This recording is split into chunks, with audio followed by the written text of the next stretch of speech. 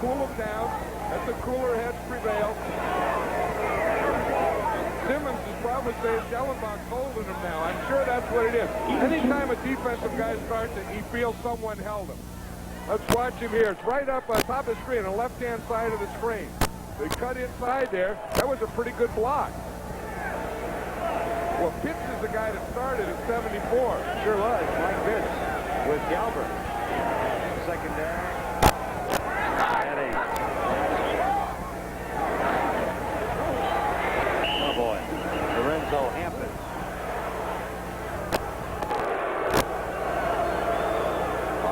Jerome Brown with a tackle. Jerome Brown's a heck of a player, you know, and I think that as he learns how to play and pace himself and play every down and conditioning and so on, he can learn to be a dominant player. I think that conditioning is one of his problems now. I think that and he has to know that, you know, that you have to play 60 minutes and it's tough that way. Third down, 8. Miami trails by 14. 64 seconds to go. Third quarter. Andre Waters coming in the blitz. Stout gets rid of it in a hurry behind Scott Schwady. And that patchwork offensive line didn't help much then. Well, what happened, you saw Andre Waters came to the inside. They got him, but they didn't get the safety coming from the outside.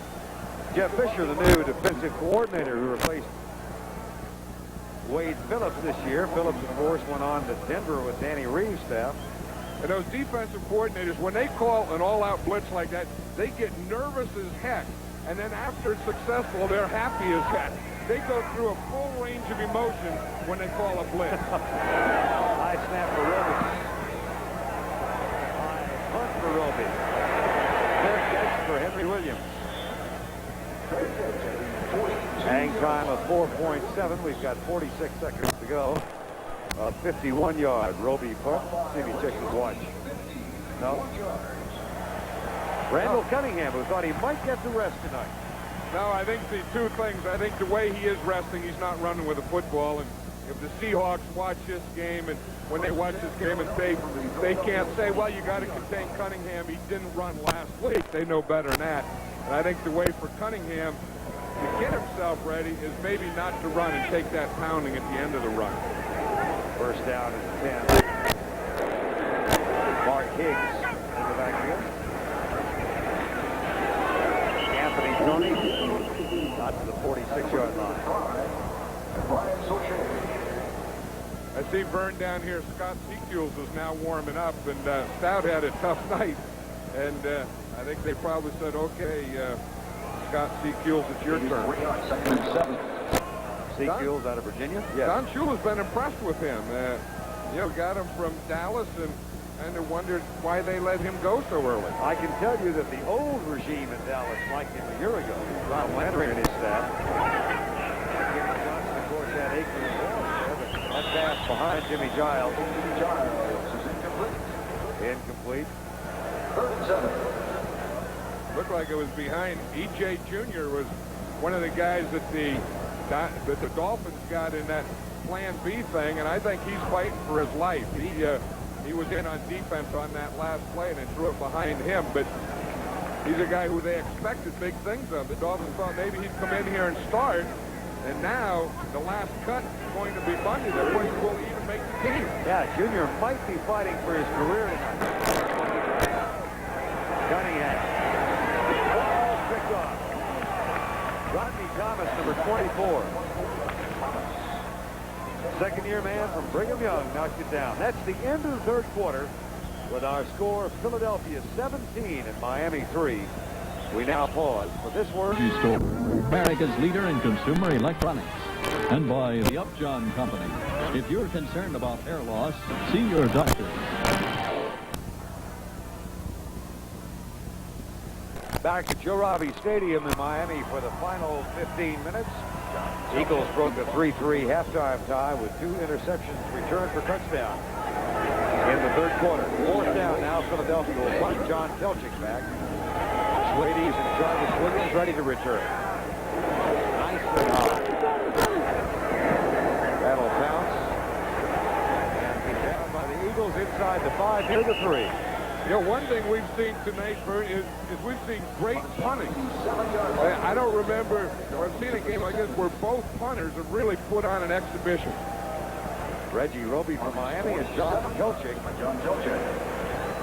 And Scott Seekules will enter the game now. Second-year man out of Virginia, acquired for a 10th-round draft choice the 6th of August.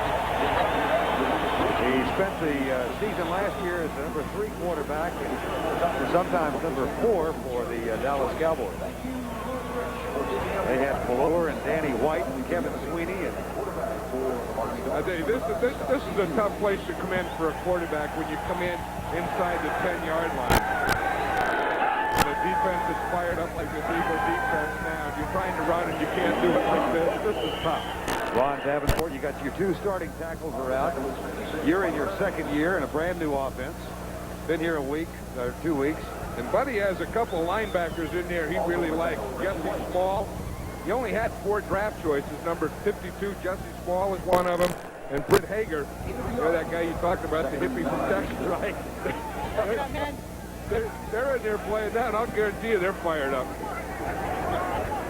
When you play linebacker for the Eagles, Buddy Ryan likes you, I'll guarantee you're a fired up guy. You stay fired up. Second down, 10.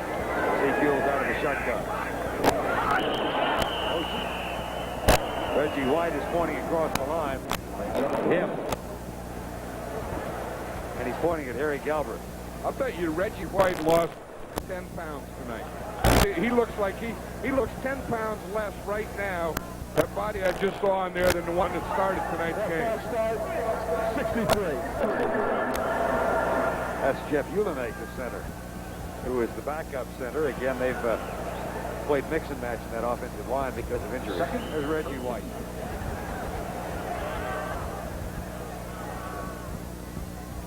Half the distance penalty.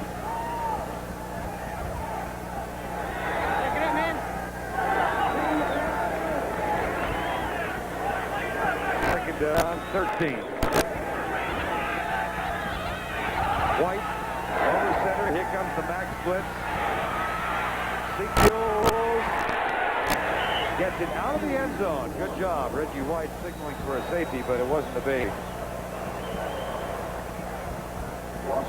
Byron Evans was on him, and Evans had him in the end zone, and Seekules just got that one more thing to get out of there.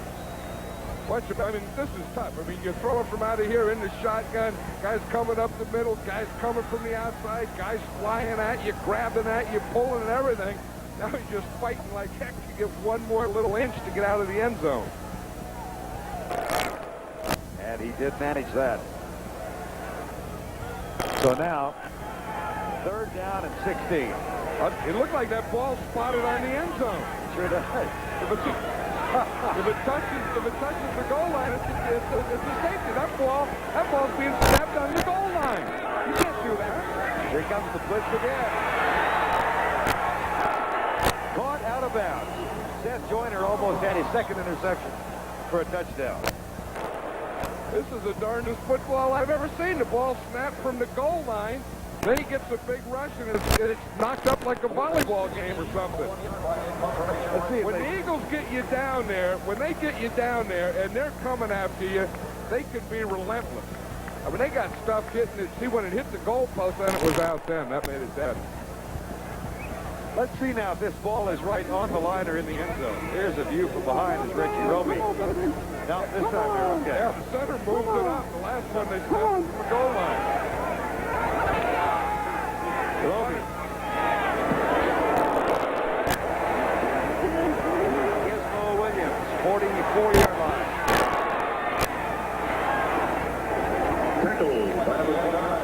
Down to 43. Tackle made by Lippert Hobley. 54-yard punt by Reggie Roby. Outstanding. 7-yard return. I'm tired of the centers getting no recognition. I played 13 seasons. This NFL game summary is sponsored by Levi's 506 jeans. Cut a little fuller in the thigh for extra comfort.